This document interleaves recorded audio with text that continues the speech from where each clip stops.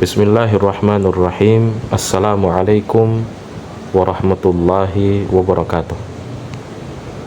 Alhamdulillah, wassalatu wassalamu ala rasulillah wa ala alihi wa ashabihi wa mawala, wala hawla wala quwata illa billah. Alhamdulillah, pada hari ini kita akan lanjutkan lagi pembahasan kita, pelajaran ilmu tajwid dari kitab Matan Manzumah Tuhfatil Atfal karya Syekh Sulaiman Al-Jamzuri rahimahullahu ta'ala. Nah, pada pelajaran yang lalu kita sudah membahas hukum yang pertama dari hukum-hukum nun sukun dan tanwin. Jadi hukum yang pertama adalah izhar. Nah, kita sudah jelaskan pada pertemuan yang lalu. Nah, sekarang kita akan lanjutkan lagi pada hukum yang kedua. Dan kita akan baca dari bait ke 9, dari bait ke 9. Qala an-nadhimu rahimahullahu ta'ala, berkata penulis rahimahullahu ta'ala, wasani idghamun bisittatin atat fi yarmuluna indahum qad sabatat. Kata penulis, wasani, dan hukum yang kedua adalah idgham. Hukum yang kedua adalah idgham bisittatin, dengan 6 huruf atat yang datang, 6 huruf yang datang, fi pada kalimat yarmuluna, fi pada kalimat yarmuluna, indahum di sisi mereka, maksudnya adalah di sisi para ulama qiraat, qad sungguh, sabatat telah tetap. Jadi penulis menjelaskan bahwa hukum yang kedua, jadi kita masuk hukum yang kedua. Hukum yang kedua adalah idgham. Hukum yang kedua adalah idgham. Dan idgham ini, kata penulis, memiliki 6 huruf, yang memiliki 6 huruf, yang mana ke-6 huruf ini terangkum dalam kalimat yarmuluna, dalam kalimat yarmuluna, jadi huruf-huruf tersebut, yang pertama adalah huruf ya, kemudian ro, kemudian setelah itu mim, kemudian lam, kemudian waw, dan yang terakhir nun. Yang terakhir nun. Maka yarmuluna. Jadi huruf ya, kemudian ro, kemudian mim, lam, waw, dan nun. Maka apabila nun sukun atau tanwin bertemu dengan keenam huruf ini, yarmuluna, maka hukumnya adalah idgham. Maka hukumnya adalah idgham. Ya. Kemudian penulis juga menjelaskan bahwa perkara ini telah tetap ya di sisi para ulama. Di sisi para ulama qiraat. Ya, artinya perkara ini adalah perkara yang telah disepakati. Ya, perkara ini adalah perkara yang telah disepakati. Ya, jadi demikian. Jadi hukum yang kedua adalah idgham. Nah, apa itu idgham? Secara bahasa artinya adalah memasukkan, ya, memasukkan atau meleburkan. Ya, jadi idgham secara bahasa artinya adalah memasukkan, ya, atau meleburkan. Nah, secara istilah maka idgham adalah memasukkan, ya, atau meleburkan, ya, atau meleburkan huruf yang sukun, ya, ke dalam huruf yang berharokat, ya, sehingga kedua huruf tersebut menjadi satu huruf yang bertasydid. Ya, jadi demikian. Ya, jadi idgham secara istilah artinya adalah memasukkan huruf yang sukun ke dalam huruf yang berharokat. Huruf yang sukun maksudnya adalah nun sukun ataupun tanwin. Ya, nun sukun ataupun tanwin. Ya. Adapun huruf yang berharokat, ya, maksudnya tadi huruf-huruf yarmuluna. Ya, huruf-huruf yarmuluna. Kemudian apa? Kedua huruf tersebut, baik itu nun sukun atau tanwin dan huruf-huruf idgham tadi menjadi satu huruf yang bertasydid. Menjadi satu huruf yang bertasydid. Ya, maksudnya di sini huruf-huruf idgham itu biasanya, ya, ada tanda tasydid. Ya, kalau kita lihat dalam mushaf-mushaf, maka huruf-huruf idgham tersebut itu biasanya, ya, ada tanda tasydid, ya, setelah nun sukun atau tanwin. Ya, huruf-huruf idgham tersebut itu biasanya ada tanda tasydid. Ya, maka inilah, ya, definisi idgham, baik itu secara bahasa maupun secara istilah. Ya, nah, kita lanjut, ya, kita baca bait ke 10. Kata penulis, lakinnaha qismani, qismun yudghama fihi bi ghunnatin biyanmu ulima. Nah, kata penulis, lakinnaha, akan tetapi, ya, huruf-huruf tersebut, ya, qismani, terbagi menjadi dua. Ya, jadi huruf-huruf tadi yarmuluna, ya, itu terbagi menjadi dua. Terbagi menjadi dua. Atau kita katakan, ya, idgham itu terbagi menjadi dua. Idgham itu terbagi menjadi dua. Qismun, ya, bagian yang pertama yudghama, ya, bagian yang pertama diidghamkan.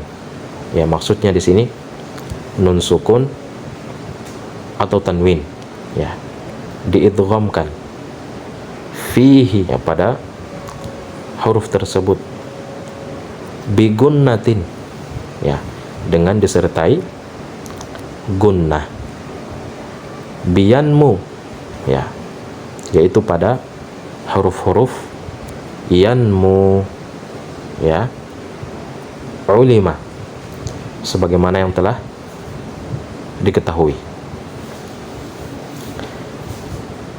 Jadi kata penulis, ya, penulis menjelaskan bahwa akan tetapi idgham ini terbagi menjadi dua, ya. Idgham terbagi menjadi dua. Kemudian setelah itu penulis jelaskan bahwa bagian yang pertama, ya, atau kita katakan jenis idgham yang pertama, ya, adalah idgham yang disertai dengan apa? Gunnah, ya, yang disertai dengan apa? Gunnah. Ya, kemudian penulis jelaskan pula huruf-huruf idgham bigunnah tadi, ya. Jadi penulis jelaskan juga huruf-huruf idgham bigunnah tadi, ya. Maka huruf-hurufnya itu terangkum dalam kalimat yanmu, ya, yanmu, ya. Maka huruf-huruf idgham bigunnah adalah, yang pertama adalah ya, kemudian nun, kemudian mim, dan yang terakhir waw, yanmu. Nah, demikian. Ya, jadi jelas, ya. Jadi jelas. Ya, maka di sini apa penulis menjelaskan bagian yang pertama. Bagian yang pertama dari idgham, yaitu idgham bigunnah. Ya. Berikut huruf-hurufnya yang terangkum dalam kalimat yanmu. Nah, ya, maka dari namanya saja jelas, ya, idgham bigunnah. Ya, jadi kita sudah jelaskan tadi apa itu idgham, ya, memasukkan atau menuburkan huruf yang sukun ke dalam huruf yang berharokat. Nah, bigunnah, ya, disertai dengan gunnah, disertai dengan suara dengung, ya, disertai dengan suara dengung. Nah, suara dengung itu, ya, itu keluar dari makhraj al-khayshum, ya, rongga hidung, ya. Jadi suara gunnah, ya, itu keluar dari, ya, makhraj al-khayshum, rongga hidung, ya, rongga hidung, ya. Jadi jelas, ya, jadi sangat jelas. Nah, sekarang kita akan baca contoh-contoh dari idgham bigunnah, ya, contoh-contoh kalimat, ya, yang di dalamnya terdapat hukum idgham bigunnah, ya. Nah, yang pertama, ya, kita langsung baca huruf, ya. Nah, yang pertama kita langsung baca huruf ya, nun sukun atau tanwin bertemu dengan huruf ya. Ya, jadi sebelumnya, ya, kita ingatkan, apabila nun sukun atau tanwin bertemu dengan salah satu huruf yanmu tadi, ya, huruf-huruf idgham bigunnah, maka cara membacanya adalah, ya, diidghamkan, dimasukkan, ya, atau dileburkan ke dalam huruf berikutnya, ya, dengan tempo gunnah yang dipanjangkan, ya, dengan tempo gunnah yang dipanjangkan. Biasanya itu ya temponya adalah 2 harokat ya. Jadi tempo gunnah itu biasanya 2 harokat. Nah, kita baca huruf ya. Perhatikan, ayyadriba. Nah, perhatikan di sini ada nun sukun bertemu dengan ya. Nun sukun bertemu dengan ya. Ya, jadi tadi nun sukun ini ya dimasukkan, dileburkan ke dalam huruf ya. Ya, ke dalam huruf ya. Ya, jelas ya? Ke dalam huruf ya.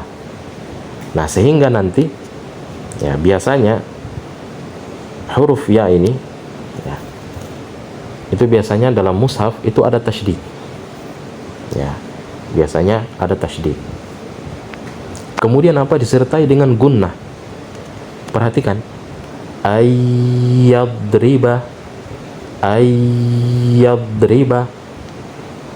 Ya, jadi bunyi ayyadriba. Nah, itu gunnah namanya. Ya, maka keliru apabila ada orang membaca ayyadriba. Ya, gunnahnya itu kurang. Tempo gunnahnya itu kurang. Ya, maka dibaca ayyadriba. Kemudian may ya'mal, may ya'mal. Kemudian yang terakhir khairan yarah, khairan yarah. Nah, di sini ada tanwin bertemu dengan huruf ya. Maka tanwin itu dilebur, dimasukkan ke huruf ya, disertai dengan gunnah. Ingat, disertai dengan gunnah. Khairan yarah. Nah, seperti itu. Nah, kita lanjut. Nah, sekarang huruf nun. Jadi nun sukun atau tanwin bertemu dengan huruf nun. Ya. Kita baca min nadhir. Ya. Jadi nun sukun bertemu dengan huruf nun. Maka nun sukun dilebur ke huruf nun. Ya, dilebur ke huruf setelahnya, yaitu huruf nun. Min nadhir, disertai dengan dengung. Disertai dengan dengung dengan tempo 2 harokat. Ya, jadi dia agak ditahan sedikit ya. Dia agak ditahan sedikit. Min nadhir. Maka keliru apabila ada orang membaca min nadhir. Nah, ini kurang. Ya, bacaan seperti ini kurang. Misalnya summa min nutfah, summa min nutfah.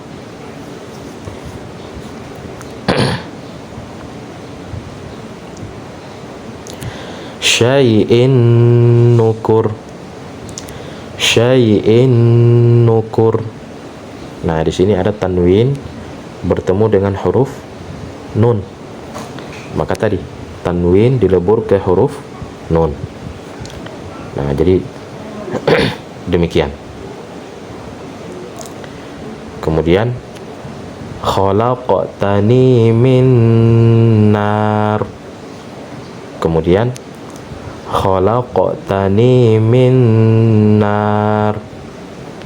Nah, seperti itu. Di sini ada nun sukun bertemu dengan huruf nun. Nah, kita lanjut huruf mim. Nah, di sini nun sukun atau tanwin bertemu dengan huruf mim.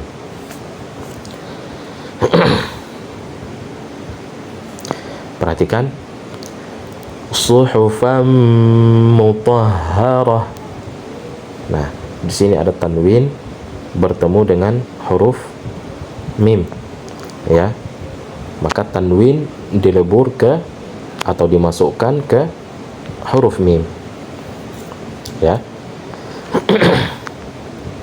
Disertai dengan dengung. Suhufan mutahharah. Nah,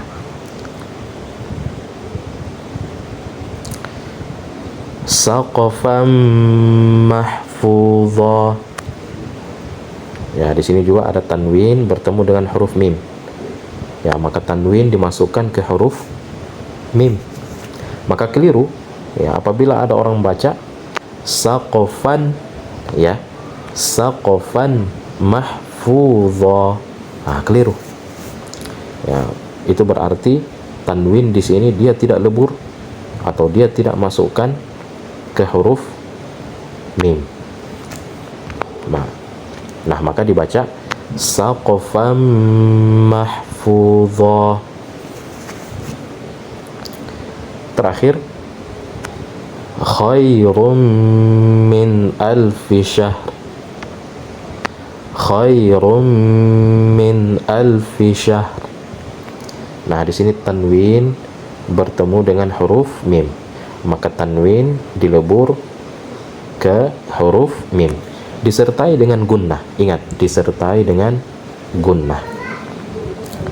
Ya, dan temponya adalah 2 harokat, ya.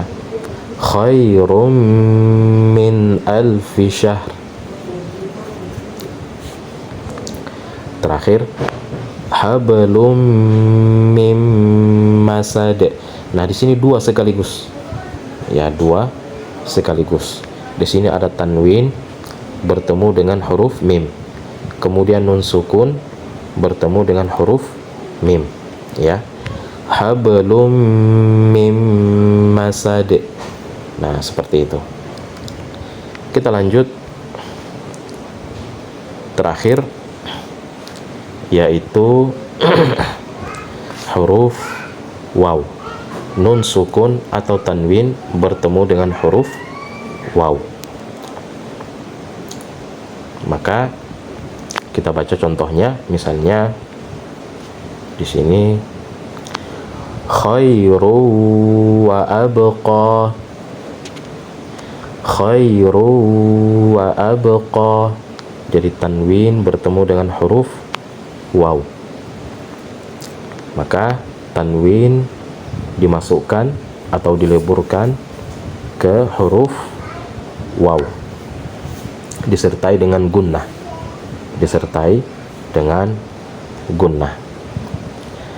Abi lahabi wa tab. Nah, ini pun sama, ya. Kemudian sirajau wa qamara. Sirajau wa qamara. Nah, jadi demikian, ya. Alhamdulillah kita sudah baca contoh-contoh kalimat yang di dalamnya terdapat hukum idgham bigunnah. Idgham bigunnah. Ya, jadi sangat jelas, ya. Ini pembagian yang pertama. Ya. Jadi insya Allah kita akan lanjutkan lagi pembahasan kita pada pelajaran-pelajaran yang berikutnya. Semoga bermanfaat. Subhanakallahumma wa bihamdika asyhadu an la ilaha illa anta astaghfiruka wa atubu ilaih. Wassalamualaikum warahmatullahi wabarakatuh.